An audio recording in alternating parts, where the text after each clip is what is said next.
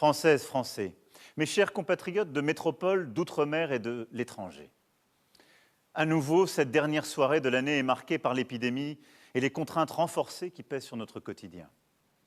Alors en ce moment, j'ai avant tout une pensée pour nos 123 000 compatriotes à qui le virus a enlevé la vie.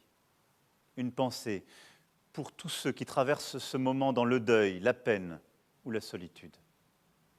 Je n'oublie pas non plus ceux d'entre vous qui sont touchés par le Covid long, comme ceux qui subissent les conséquences psychologiques de la crise sanitaire. Je veux ce soir, une fois encore, en votre nom à tous, témoigner notre reconnaissance pour nos personnels soignants, pour nos armées, nos forces de l'ordre, nos sapeurs-pompiers, nos auxiliaires de vie, nos aides à domicile et tant d'autres professions, tous engagés ce 31 décembre, comme chaque jour, pour nous protéger, pour prendre soin de nous. Les semaines à venir seront difficiles, nous le savons tous. Le virus circule et circulera de plus en plus. Des mesures ont été prises par le gouvernement pour y faire face et je vous demande à tous et toutes d'y veiller. Des secteurs comme la culture, le sport, la restauration, l'hôtellerie, le tourisme ou l'événementiel vont à nouveau subir les conséquences économiques de cette situation. Nous les aiderons comme il se doit et comme nous le faisons depuis le début de cette pandémie. Il y aura aussi nombre de nos activités désorganisées en raison de ce nouveau variant si contagieux. Nous veillerons dans ce contexte à assurer la continuité des services publics et de la vie de la nation. Mais par rapport au même moment, l'année dernière, où les contraintes étaient beaucoup plus fortes, nous avons pour nous l'arme du vaccin et les acquis de notre expérience collective, et donc de vraies raisons d'espérer. Nous sommes ce soir, au moment où je vous parle, plus de 53 millions à être totalement vaccinés, ce qui place notre pays dans le peloton de tête mondiale. Nous sommes 24 millions à avoir reçu une dose de rappel. Et notre objectif est de permettre à chacun d'être vacciné et de faire son rappel. Nous pourrons ainsi surmonter cette vague en limitant au maximum les restrictions, en continuant, comme nous l'avons fait depuis le début, de tout faire pour préserver l'activité et ce que nous avons de plus précieux, c'est-à-dire l'école, l'éducation de nos enfants. Alors ce soir, je veux le redire avec beaucoup de force et beaucoup de conviction. La vaccination est notre plus sûr atout. Elle réduit fortement la transmission. Elle divise par 10 le nombre des formes graves.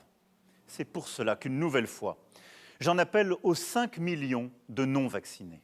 Faites ce geste simple pour vous, pour vos compatriotes, pour notre pays. Toute la France compte sur vous. La vaccination est-elle seule suffisante? Non. C'est pour cela que le respect des gestes barrières contre le virus demeure essentiel, en particulier le port du masque. Tous ensemble, nous allons donc traverser cette nouvelle épreuve en suivant les mêmes principes que depuis le premier jour. D'abord, nous protéger. Protéger les plus vulnérables, protéger nos hôpitaux et nos soignants qui sont sous forte pression alors même qu'il faut soigner les autres maladies. Protéger aussi notre économie et nos emplois, comme nous l'avons fait avec le quoi qu'il en coûte. Ensuite, nous attacher, sur la base des faits, de la science, à prendre des mesures proportionnées. C'est exactement ce que le Premier ministre et les ministres ont fait ces derniers jours. Tout faire pour éviter de prendre des restrictions qui pèsent sur nos libertés et veiller à respecter tous nos principes démocratiques. Enfin, nous appuyer sur la responsabilité de chacun, principalement en se faisant vacciner pour soi et pour les autres. Être un citoyen libre et toujours être un citoyen responsable pour soi et pour autrui. Les devoirs valent avant les droits. Un autre motif d'espoir est que malgré l'épreuve sanitaire, malgré la fatigue, la lassitude, notre pays continue à avancer. Nous n'avons cessé d'œuvrer pour attirer des entreprises et des investissements, ouvrir des usines, créer des emplois. Jamais, depuis 15 ans, le chômage n'avait été aussi bas. La réindustrialisation de notre pays est bien une réalité.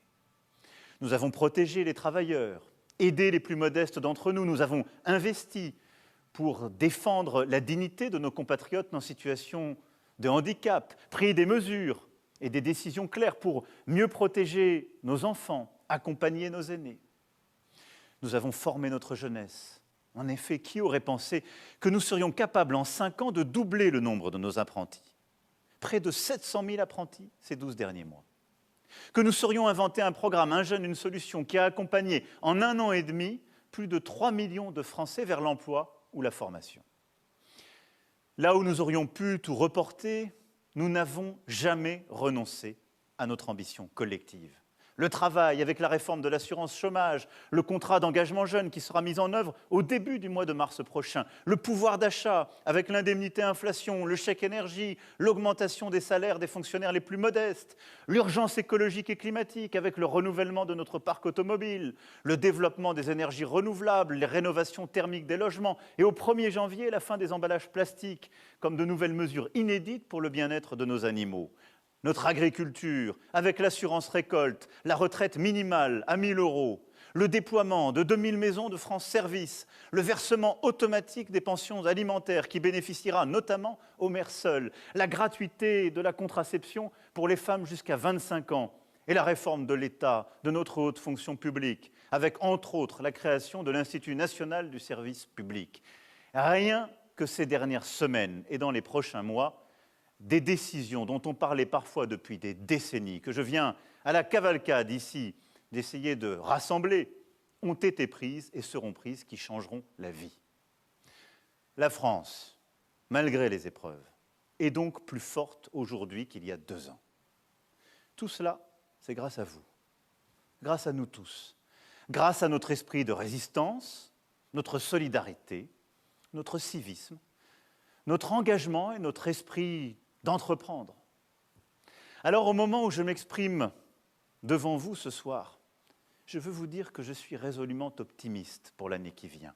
Optimiste pour notre nation, pas simplement pour 2022, mais pour les années qui viennent. Car l'ambition et la solidarité dont nous n'avons cessé de faire preuve nous autorisent tous les espoirs. 2022, peut-être, sera l'année de sortie de l'épidémie. Je veux le croire avec vous. L'année où nous pouvons voir l'issue de ce jour sans fin. Dans notre pays, en déployant ces campagnes de rappel, en nous organisant comme il se doit pour domestiquer le virus et écraser sa diffusion, et au niveau mondial, en agissant pour vacciner l'humanité. La France, dès avril 2020, a été à l'initiative des dons de doses aux pays les plus pauvres. Et nous serons au rendez-vous dans les prochains mois pour amplifier l'effort et ainsi permettre d'entrevoir la fin de ce virus sous sa forme aiguë. 2022 doit être l'année d'un tournant européen. Notre continent a été tant décrié ces dernières années. On l'a dit, divisé, incapable de projets collectifs, en train de sortir de l'histoire. Et alors même que nous célébrons les 20 ans de la mise en circulation de l'euro, notre monnaie commune qui nous aura donné une stabilité monétaire, une place internationale inédite, la crise a démontré qu'unie, notre Europe pouvait être non seulement utile, mais porteuse d'espérance pour tous. Sans l'Europe, nous n'aurions pas aujourd'hui de vaccins disponibles en nombre, y compris pour organiser des campagnes de rappel. Sans l'Europe, nous n'aurions pas pu bâtir partout à travers notre continent des plans de relance parmi les plus ambitieux au monde et connaître les résultats économiques, croissance, création d'emplois que nous connaissons. Alors, à partir de minuit, la France prendra la présidence de l'Union européenne. Et vous pouvez compter sur mon engagement total pour faire de ce moment, qui ne survient qu'une fois tous les 13 ans, un temps de progrès pour vous. Un temps de progrès pour la maîtrise de nos frontières, notre défense, la transition climatique, l'égalité entre les femmes et les hommes, la construction d'une alliance nouvelle avec le continent africain, le meilleur encadrement des grandes plateformes de l'Internet et la culture en Europe. Oui, les valeurs que porte notre Union européenne, la démocratie, l'équilibre entre liberté et solidarité, une certaine idée de l'homme, sont, j'en suis convaincu, celles qui permettront de relever nos défis contemporains. Et notre Europe est bien le seul chemin par lequel la France sera plus forte face au fracas du monde et des grandes puissances. 2022 sera pour la France une année décisive, une année d'action, encore et toujours. Fort de votre confiance, j'agirai jusqu'au dernier jour du mandat pour lequel vous m'avez élu. Bien sûr, pour tenir le cap et prendre toutes les décisions nécessaires face à l'épidémie. Mais nous aurons aussi à préparer l'avenir en déployant le plan d'investissement France 2030 qui vise à la fois à faire de nous une nation forte sur les technologies du futur et à nous rendre plus indépendants. Nous aurons à investir plus fortement encore que nous ne l'avons fait dans l'éducation, la recherche publique, la santé, la culture et l'inclusion de tous les Français. Nous aurons à prendre de nouvelles décisions pour lutter contre l'islamisme radical, renforcer l'ordre, la sécurité et la tranquillité de tous, pour mieux vous protéger. Nous aurons à prendre de nouveaux choix industriels, en particulier en matière d'énergie, inédits, afin de tenir nos engagements climatiques. 2022 sera une année d'élection, enfin. Nous aurons à élire au printemps prochain le président de la République, puis à désigner nos représentants à l'Assemblée nationale. Malgré la pandémie, ces scrutins essentiels devront se dérouler dans les meilleures conditions possibles. Et toutes les sensibilités politiques du pays doivent y œuvrer. J'y veillerai, tout particulièrement. Nous aurons donc cette année des choix majeurs à faire pour notre nation. Ces choix, nous les ferons avec la conviction que la France a un chemin singulier, unique à poursuivre. Nous les ferons, je le sais, en étant fidèles à l'esprit de résistance, l'esprit de tolérance et le choix de notre avenir commun qui nous ont toujours inspirés. Pour ma part, quelle que soit ma place et les circonstances, je continuerai à vous servir. Et de la France, notre patrie, nul ne saura déraciner mon cœur. Mes chers compatriotes, j'ai travaillé, et nous avons travaillé sans relâche depuis bientôt 5 ans, afin que la France soit écoutée et respectée en Europe et dans le concert des nations. Elle l'est. À faire progresser notre pays dans l'unité aussi, chemin bien difficile, car il est si aisé d'opposer les générations, les catégories sociales, les origines, les territoires, mais chemin nécessaire. Car lorsqu'il est rassemblé, rien ne peut résister au peuple français.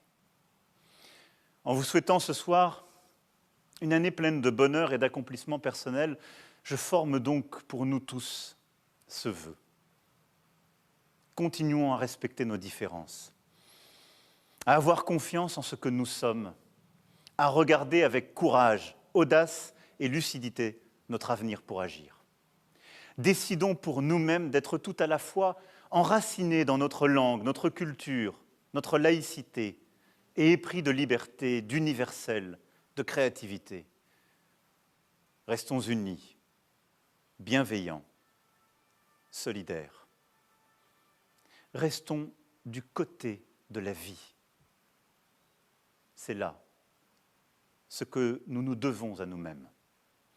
Alors, 2022 sera l'année de tous les possibles.